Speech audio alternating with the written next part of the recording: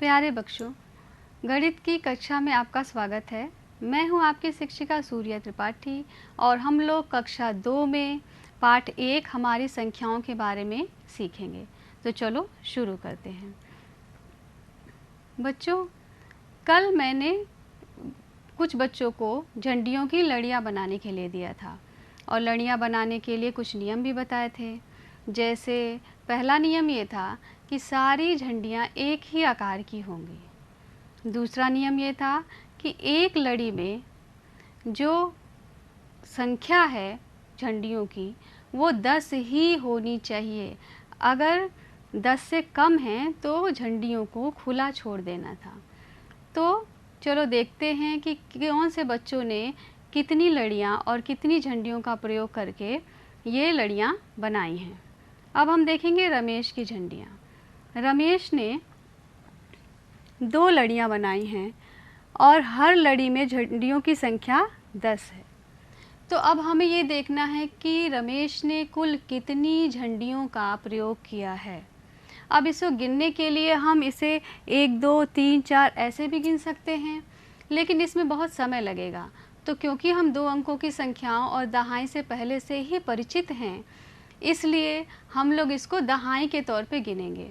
एक लड़ी में झंडियों की संख्या है 10, तो 2 लड़ियों में कितनी हो जाएगी? 10 और 10, यानी कि जो झंडियां हैं वो हो जाएंगी 20। तो रमेश ने कुल 20 झंडियों का प्रयोग किया है। चलो हम रजिया की झंडियां देखते हैं। रजिया ने मुझे दी हैं 3 लड़ियां और 4 खुली झंडियां, और पहले ही की तरह रजिया को भी पता है कि हर लड़ी में 10 झंडियां होनी हैं। तो कुल झंडियां जो रजिया ने प्रयोग में लाई हैं वो 10 10 10, यानी कि 30 झंडियां उसने लड़ियां बनाने में प्रयोग की हैं और 4 खुली झंडियां उसने और अलग से रखी हैं। तो यहाँ पर 10 20 30 और 4 खुली झंडियाँ ये मिलकर हो गई 34 झंडियाँ, यानी रजिया ने कुल 34 झंडियों का प्रयोग किया है। अब हम देखेंगे कि डेविड जो झंडियाँ बना करके ले आया है उसमें उसने कितनी झंडियों का प्रयोग किया है। डेविड ने मुझे दिया है 9 लड़ियाँ और 9 खुली झंडियाँ। तो चलो देखते हैं कि डेविड ने कितनी झंडियों का प्रयोग किया है। यहाँ पर 9 लड़ियाँ हैं और हर एक लड़ी में 10 10 झंडियाँ हैं। तो हमें 10 की दहाई को 9 बार जोड़ना होगा। तो 10 20 30 40 50 60 70 80 और 90, यानी लड़ियाँ बनाने में डेविड ने 90 झंडियों का प्रयोग किया है।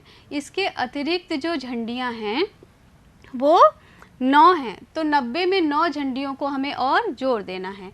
तो 90 में जब 9 झंडियाँ जोड़ेंगे तो ये हो जाएंगी 99 झंडियाँ। बच्चों, अब एक स्थिति पर विचार करो। अगर डेविड को एक और झंडी मिल जाती तो उसकी आखिरी वाली लड़ी भी पूरी हो जाती। तो चलो डेविड को एक झंडी हम और दे देते हैं। डेविड को मिल गई एक झंडी और ये लड़ी पूरी हो गई। तो 9 लड़ियों की जगह लड़ियों की संख्या हो गई 10। ये हो गई डेविड की 10 लड़ियाँ। और झंडियाँ कितनी हो गई? पहले कितनी झंडियाँ थी? पहले झंडियाँ थी 99, और 99 में एक झंडी और मिल गई है। तो 99 और एक मिलके हो गया 100। बच्चों, ये 100 बहुत ही स्पेशल संख्या है, बहुत ही विशेष संख्या है, क्योंकि ये 3 अंकों की सबसे पहली और सबसे छोटी संख्या है। इसके बाद जो संख्याओं को पढ़ने का और संख्याओं को बोलने का, लिखने का तरीका बिल्कुल बदल जाता है। और आज की कक्षा में हम 3 अंकों की संख्याओं का ही निर्माण करना, उनका उच्चारण सीखना, उनको लिखना अंकों में और शब्दों में, यही सब सीखेंगे। तो अब हम इसी क्रम में आगे बढ़ेंगे और कुछ संख्याओं का तीली और बंडलों की सहायता से निर्माण करेंगे। अब यहाँ जो पहला चित्र देख रहे हैं आप, उसमें बंडल बने हैं और कुछ खुली हुई तीलियाँ हैं। ठीक है, यहाँ एक चीज़ बच्चों तुम्हें ध्यान रखना है कि ये जो बंडल बने हुए हैं, ये एक बंडल बनाने के लिए हम 10 तीलियों का इस्तेमाल करते हैं। यानी जहाँ कहीं भी एक बंडल है वो एक बंडल 10 तीलियों का प्रतीक है, यानी एक दहाई का। और ये खुली हुई तीलियां जो आप यहाँ देख रहे हैं वो इकाई की संख्याओं को दिखाता है। तो अब हम इसको पढ़ेंगे, 2 बंडल और 3 खुली तीलियां।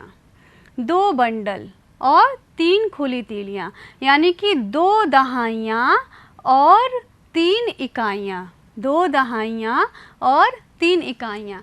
तो संख्या क्या हो गई? 10, 20, 21, 22, 23। आपने संख्या बनाई 23। अब क्योंकि 23 जो है वो 2 अंकों की संख्या है और इसे आप पढ़ना और लिखना पहले से ही जानते हैं, तो आप बहुत आसानी से 23 यहाँ लिख लेंगे और उसको पढ़ लेंगे। अब अगर हम कुछ और बंडल और कुछ और तीलियाँ यहाँ मिला दें, जैसा कि इस चित्र में आप देख रहे हैं कि बंडलों की संख्या हो गई है 4 और तीलियों की संख्या हो गई है 6, तो कुल कितनी संख्याएं हो गई? यहाँ पर आप देख सकते हैं 10, 20, 30, 40। कितनी बंडल हैं? 4। तो दहाइयाँ कितनी हो गई? 4, यानी कि 40। और 40 में 6 खुली हुई तीलियां जोड़ देंगे तो 46।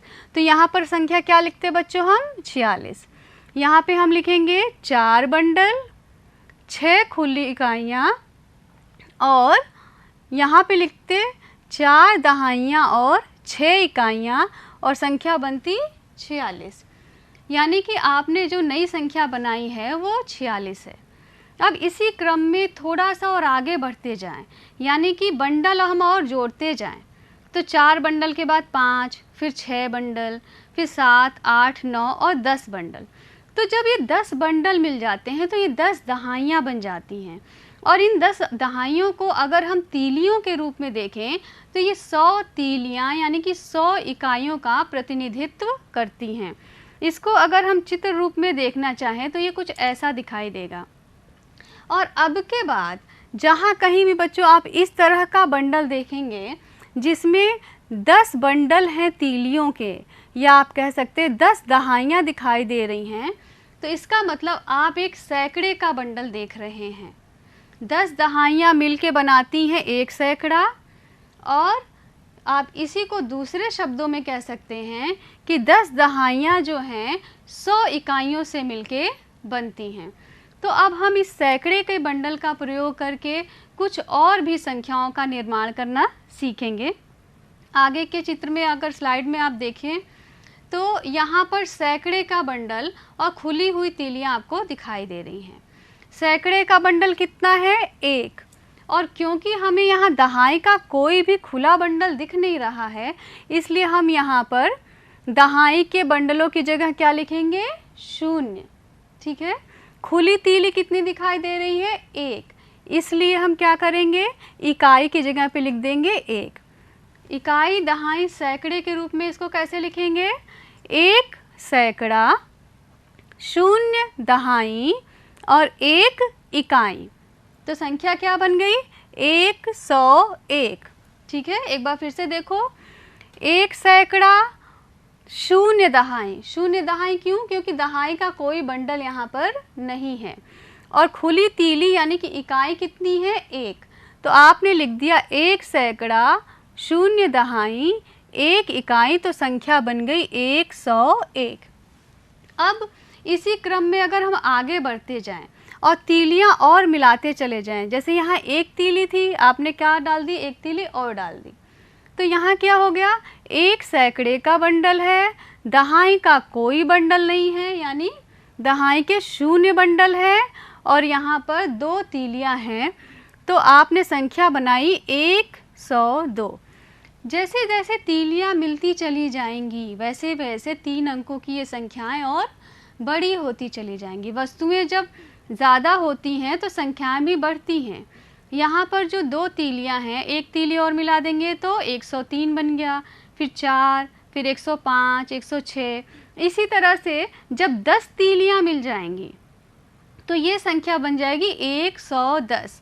और जैसे ही 10 खुली तीलियाँ मिलेंगी, दहाई का एक बंडल हम बना लेंगे। तो वहाँ पर दहाई की जगह पर हम 0 ना लिख करके हम लिखेंगे 1 दहाई। अब इसे हम आगे की स्लाइड में देखेंगे कि ये जो संख्याएं हमने निर्माण की हैं, ठीक है, अब ये तीली और बंडल के रूप में ना हो करके अगर ये संख्या रूप में होती तो हम उन्हें कैसे पढ़ते हैं? जैसे यहाँ पहली संख्या आप जो देख रहे हैं उसमें 3 अंक हैं। अगर हम बाईं तरफ से अंकों को पढ़ना शुरू करें तो आप पाएंगे कि पहला अंक है 5, फिर 4, फिर 2, यानी सैकड़े के स्थान पे क्या लिखा हुआ है? 5। तो हम इसे क्या पढ़ेंगे? 5 सैकड़ा। दहाई के स्थान पे लिखा है 4, तो हम पढ़ेंगे 4 दहाइयाँ। इकाई के स्थान पर लिखा हुआ है 2, तो हम पढ़ेंगे 2 इकाइयाँ। 5 सैकड़ा, जहाँ भी सैकड़ा शब्द आएगा संख्या के रूप में उसे हम 100 पढ़ते हैं। तो यहाँ हम पढ़ेंगे 500 और 4 2, यानी 4 दहाइयाँ 2 इकाइयाँ मिलके क्या बनाएंगी? 42। तो संख्या हो गई 542। ठीक है, ये आपने संख्या बना ली 542। इसे पढ़ने का एक और साधारण तरीका है, क्योंकि अगर ये 5 यहाँ ना होता सैकड़े के स्थान पर, केवल 4 और 2 ही होते, तो 2 अंकों की संख्या तो आप बहुत आसानी से पढ़ लेते हैं कि ये 42 लिखा हुआ है। और 5 सैकड़े के जुड़ जाने के कारण ये संख्या में 500 और जुड़ गया है। तो 42 में 500 और जोड़ देंगे तो क्या बन जाएगा? 542। तो ये संख्या आपने यहाँ पे बना ली 542। इसी तरह बच्चों, कोई भी संख्या अगर 3 अंकों की आपके सामने लिखी हुई हो तो उसे सैकड़े, दहाई और इकाई के रूप में हम पढ़ सकते हैं। जैसे यहाँ एक और उदाहरण देखिए दिया हुआ है, 6, 7 और 8। एक संख्या लिखी हुई है जिसमें सैकड़े के स्थान पर 6 है, दहाई के स्थान पर 7 है और इकाई के स्थान पर 8 है। ठीक है, तो इसे कैसे पढ़ेंगे? 6 सैकड़ा, 7 दहाइयाँ और 8 इकाइयाँ। तो संख्या क्या बन गई? 678। ठीक है, तो ये आपने एक और संख्या पढ़ ली और उसे लिख लिया 678। तो ये हुआ कि अगर संख्या लिखी हुई हो तो उसे हम कैसे पढ़ पाते हैं। इसके बाद हम बच्चों 3 अंकों की संख्याओं को जो है शब्दों में लिखना और शब्दों में लिखी संख्याओं को अंकों में लिखना सीखेंगे। ठीक है, अब जैसे यहाँ एक उदाहरण दिया हुआ है 1 1 0। ठीक है, सैकड़े के स्थान पे क्या लिखा हुआ? 1, यानी 1 सैकड़ा, 1 दहाई और इकाई के स्थान पे क्या है? 0 लिखा हुआ है। इसका मतलब इकाई पर कोई भी अंक नहीं है। तो इसे कैसे पढ़ेंगे? 110। क्या पढ़ेंगे? 100। 1 सैकड़ा मतलब 100 और आगे 10 लिखा हुआ है तो क्या कहेंगे? 110। तो आपने शब्दों में लिख दिया 110। ठीक है, अब एक तीली और बढ़ गई। अगर आप अपने मस्तिष्क में इस जो संख्या यहाँ पर लिखी है 110, इसको तीली और बंडल के रूप में अगर आप कल्पना करते हैं तो यहाँ पे क्या होता? यहाँ पे एक बंडल आपको सैकड़े का दिखाई देता, एक बंडल आपको दहाई का दिखाई देता और इकाई के स्थान पे कोई भी खुली हुई तीली नहीं रखी हुई होती। ठीक है, तो एक सैकड़े का बंडल, एक दहाई का बंडल मिलके बनाएगा संख्या 110। अब इसमें अगर हम एक खुली हुई तीली को ऐड कर दें, ठीक है, खुली हुई तीली को अगर आप ऐड कर दें तो एक सैकड़े का बंडल, एक दहाई का बंडल और एक इकाई की खुली हुई तीली आपको मिलेगी। तो यहाँ पे क्या कहेंगे? 111। एक दहाई और एक इकाई मिलके क्या बनाएगा? 11। तो ये आपने संख्या लिख दी 111। ठीक है, इसी क्रम में एक और तीली मिला दी, एक अंक और बढ़ गया तो आपकी संख्या हो गई 1 सैकड़ा, 1 दहाई, 2 इकाइयाँ। तो यहाँ आपने संख्या बनाई 112। तो ये कुछ उदाहरण हुए जिसमें संख्या अंकों में लिखी हुई है और हम उसको शब्दों में लिख रहे हैं सैकड़े, दहाई और इकाई का प्रयोग करके। अगर हमें इसमें अपनी समझ थोड़ी और बढ़ानी है या हमें ये जांचना है कि क्या हमें इसको भली प्रकार से सीख गए हैं, तो हम इसका उल्टा भी कर सकते हैं। जैसे कुछ संख्याएं यहाँ पे शब्दों में लिखी हुई हैं, हम उन्हें अंकों में भी लिख सकते हैं। तो अब यहाँ पर देखो, जो अंकों में लिखेंगे हम, वो संख्या जो शब्दों में लिखी है वो है 113। यानी सैकड़े के स्थान पर क्या है? यहाँ पर 1 सैकड़ा है और 13 यानी 1 और 3, 1 दहाई और 3 इकाइयाँ तो अगर हम यहाँ पर इसको अंकों में लिखें तो आप लिखेंगे 113 इस प्रकार से लिख देंगे, ठीक है। और ये जो शब्दों वाला था इसको हम इस प्रकार से लिख सकते थे 112, ठीक है, 112। अब जो आखिरी संख्या यहाँ शब्दों में लिखी हुई है 114, इसे हमें अंकों में लिखना है। तो 100 का मतलब सैकड़े के स्थान पे हमें 1 लिखना है, और 14 यानी 1 दहाई और 4 इकाइयाँ। बंडल और तीली में क्या होगा, एक सैकड़े का बंडल होगा, एक दहाई का बंडल होगा और 4 खुली हुई तीलियाँ होंगी। तो 114 आपने इस प्रकार से यहाँ पर लिख दिया। तो ये हो गया 114, शब्दों में लिखी हुई संख्या को आपने अंकों में यहाँ पर दिखाया है। इसके आगे बच्चों एक बहुत ही महत्वपूर्ण जो अवधारणा है वो शुरू होगी, जिस पे थोड़ा सा ज़्यादा ध्यान देने की हमें ज़रूरत है।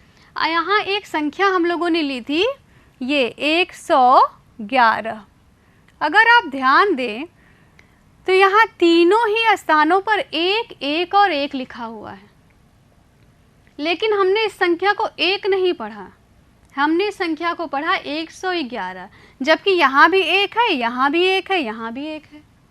ऐसा इसलिए हुआ कि किसी भी संख्या का मान उसके स्थान पर निर्भर करता है, यानी जो अंक संख्या में कहाँ लिखा गया है इस बात पर उस अंक का मान निर्भर करता है।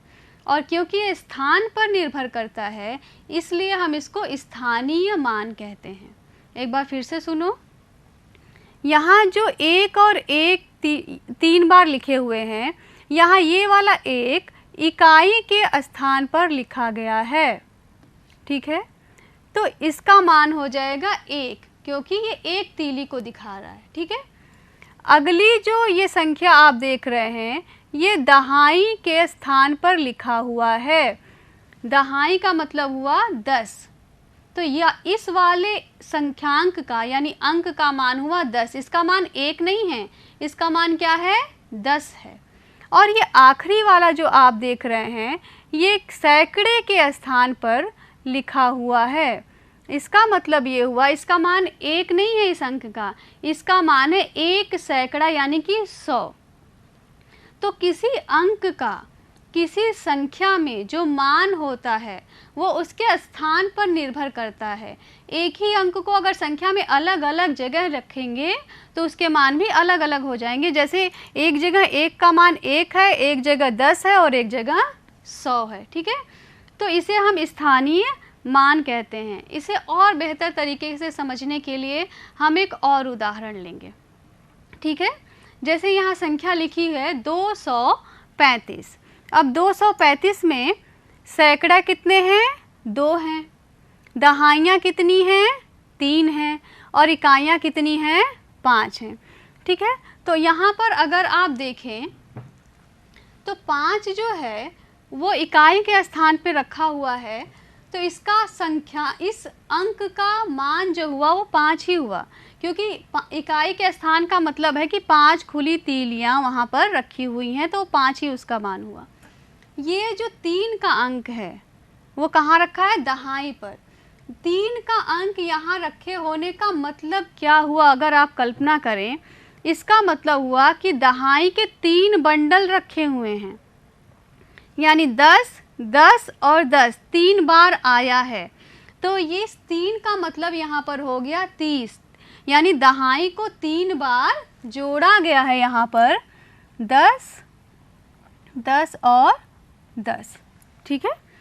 और तीसरा और आखिरी अंक है 2, जो यहाँ पर सैकड़े के स्थान पर रखा गया है। 2 सैकड़े का मतलब होता है कि 100 का जो अंक है वो इस संख्या में 2 बार आया है, यानी 100 आया है 1 बार और 100 आया है एक और बार, इसीलिए यहाँ पे 2 रखा गया, क्योंकि 2 बार आया है। तो 100 और 100 मिलके क्या हो गए, 200। तो 5 का स्थानीय मान हो गया 5, 3 का स्थानीय मान हो गया 10, 2 का स्थानीय मान हो गया 100। तो इस प्रकार से संख्यांक का यानी किसी भी अंक का किसी संख्या में जो मान होता है वो उसके स्थान पर निर्भर होता है और इसी को हम स्थानीय मान कहते हैं। इसी को ही यहाँ सारांश रूप में लिखा गया है कि संख्या 235 में 2 का स्थानीय मान 200 है, 3 का स्थानीय मान 30 है और 5 का स्थानीय मान 5 है। आप भी कुछ संख्याएं ले करके उसमें जो अंक हैं उनका स्थानीय मान निकालने की कोशिश और अभ्यास जरूर करिएगा। इसके आगे बच्चों जो हम लोगों ने पढ़ा है अभी तक, यानी कि 3 अंकों की संख्याओं को बनाना, उनको अंकों में लिखना, सैकड़े, इकाई, दहाई में पढ़ना, उनको शब्दों में लिखना, उनकी पहचान करना, उस पर आधारित एक छोटा सा अभ्यास कार्य है जिसे हम लोग करेंगे। यहाँ पर आप सारिणी में देख पा रहे होंगे कि 3 कॉलम बने हुए हैं। एक कॉलम हरे रंग का है, एक कॉलम लाल रंग का है, एक कॉलम पीले रंग का है। यहाँ लिखा भी हुआ है हरा, लाल और पीला। इसमें कुछ अंक लिखे हुए हैं और ये जो अंक लिखे हुए हैं ये शब्दों में लिखे हुए हैं या फिर स्थानीय मान के रूप में लिखे हुए हैं, अंकों के विस्तार के रूप में लिखे हुए हैं। हमें क्या करना है? हमें इन शब्दों को अंकों के रूप में लिखना है या पहचानना है। और यहाँ बगल में कुछ बादल बने हुए हैं। आपको ये करना है कि ये जो बादल हैं उनमें जो संख्याएं लिखी हैं उनके कॉलम को पहचान के उसी रंग से इनको रंगना है। अब मैं उदाहरण देके आपको समझाती हूँ कि यहाँ पर जो पहला कॉलम है वो हरे रंग का है और उसमें जो पहली संख्या लिखी है वो 140 लिखी है। तो हमें बादलों में ढूंढना है कि 140 कहाँ पर लिखा हुआ है। तो ये देखो, ये रहा 140। अब क्योंकि ये हरे रंग के कॉलम में लिखा हुआ है तो हम इसको हरे रंग से रंग देंगे। इस पूरे बादल को किस रंग से रंगोगे आप? हरे रंग से रंग दोगे। ठीक है। अब अगली संख्या देखिए आप, लिखा हुआ है 54। अगर 54 किस कलर से लिखा हुआ है? लाल रंग के कॉलम में लिखा हुआ है। तो हम सबसे पहले 54 को ढूंढेंगे। ये रहा 54 और इसे किस रंग से रंग देंगे? इसे हम लाल रंग से रंग देंगे। तो इसी तरह हमें जो बची हुई संख्याएं हैं उन्हें भी रंगना है। अब ये पीला वाला कॉलम देखो, यहाँ जो संख्या लिखी हुई है वो संख्या पहली है 445। ठीक है। तो 445 पीले रंग से लिखा हुआ है। हम यहाँ ढूंढेंगे कि 445 की संख्या कहाँ लिखी हुई है? यहाँ लिखी है। तो हम इस बादल को किस रंग से रंग देंगे? इसे हम पीले रंग से रंग देंगे। इसी तरह बाकी बची हुई संख्याओं को भी आपको पहचान करके रंगना है। अब हम कुछ स्थानीय मान वाली संख्याओं को लेंगे। जैसे ये संख्या है 600 + 40 + 2 या +2, यानी 600 में 40 को जोड़ना है और फिर हमें 2 को जोड़ना है। तो आप ऐसे सैकड़े के रूप में भी इसे देख सकते हैं कि 6 सैकड़े हैं, 4 दहाइयाँ हैं, 2 इकाइयाँ हैं। तो संख्या क्या बन गई? 442। अब क्योंकि ये लाल रंग के कॉलम में है तो इसका बादल ढूंढ के हमें किस रंग से रंगना है? लाल रंग से रंगना है। ठीक है। तो 642 चलो ढूंढते हैं कि इसमें कहाँ लिखा हुआ है। ये रहा 642 और इस बादल को हमने लाल रंग से रंग दिया, ये दिखाने के लिए कि हमने इस कॉलम की संख्या को ढूंढ लिया है। इसी तरह से आगे की संख्याओं को भी ढूंढना है हमें और उन्हें रंगना है धीरे धीरे, जितने भी इसमें संख्याएं दी हुई हैं। और इसका तुम अभ्यास करोगे तो तुम्हें ये गतिविधि बहुत ही रोचक और बहुत अच्छी लगेगी। इसके बाद हम एक बार दोहराव करेंगे कि इस पूरे पाठ में हम लोगों ने क्या सीख लिया है अब तक। तो क्योंकि हम 3 अंकों की संख्याओं का निर्माण और उनको पहचानना और उनको शब्दों और अंकों में लिखना सीख रहे थे, तो सबसे बड़ी चीज़ जो हमने सीखी यहाँ पर वो ये है कि 99 के बाद जब हम संख्या में आगे बढ़ते हैं तो संख्याओं को सीखने का या पहचानने का एक नया चरण शुरू होता है और उसमें जो संख्याएं हैं उनको बोलने का, उनको लिखने का, उनको पढ़ने का तरीका बिल्कुल बदल जाता है।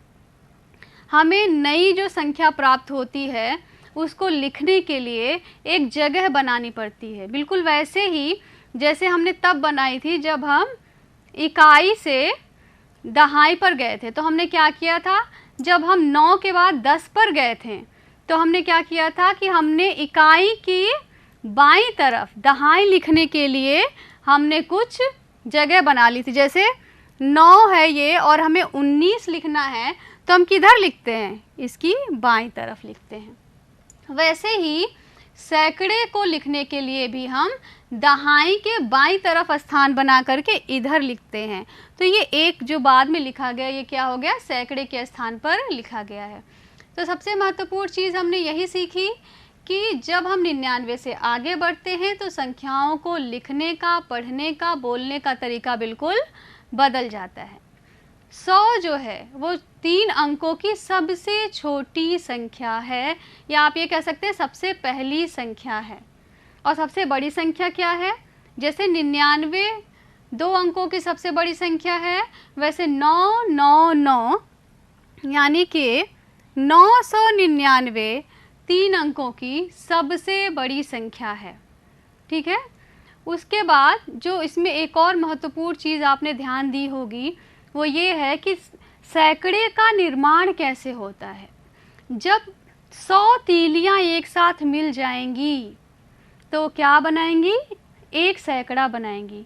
यानी किसी भी वस्तु का जो इकाइयां अगर मिल जाएंगी, 100 इकाइयां जब मिल जाएंगी तो वो एक सैकड़ा बनाती हैं, या 10 दहाइयां मिलकर बनाती हैं एक सैकड़ा। तो आप एक लाइन में अगर कहना चाहें तो 10 दहाइयां मिलकर बनाती हैं एक सैकड़ा, या 100 इकाइयां मिलकर बनाती हैं एक सैकड़ा। और स्थानीय मान की परिभाषा, किसी संख्या में किसी अंक का स्थान विशेष की वजह से जो मान होता है उसे हम स्थानीय मान कहते हैं। अब इस पाठ से संबंधित बच्चों कुछ गृह कार्य है जिसे आप अपने ही पुस्तक में, गृहकार पुस्तिका में इसको करेंगे। और इसे मैं थोड़ा सा समझा देती हूँ कि आपको करना कैसे है। ये आपके गिनतारा पुस्तिका के पुस्तक के पेज नंबर 15 पर प्रश्न नंबर 2, 3 और 4 हैं। इसमें जो प्रश्न 2 है उसमें कुछ संख्याएं हैं जो शब्दों में लिखी हुई हैं। हमें क्या करना है, उन्हें अंकों में लिखना है। ठीक है। इसके लिए आप सैकड़े, दहाई और इकाई का अवधारणा को इस्तेमाल कर सकते हैं। प्रश्न संख्या 3 जो है उसमें 3 संख्याएं दी हैं और उन तीनों संख्याओं को सैकड़े, दहाई और इकाई के रूप में लिखना है।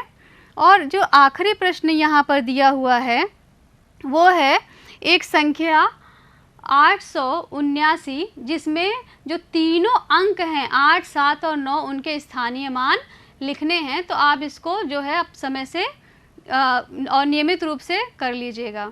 तो बच्चों आज की कक्षा में हमने 3 अंकों की संख्याओं को बनाना, उनको पढ़ना लिखना सीखा है। आप इसको बहुत अच्छे से प्रैक्टिस, बहुत अच्छे से अभ्यास करिएगा। और इसी के साथ ही आज की कक्षा समाप्त होती है। आप सभी का बहुत बहुत धन्यवाद। नमस्कार।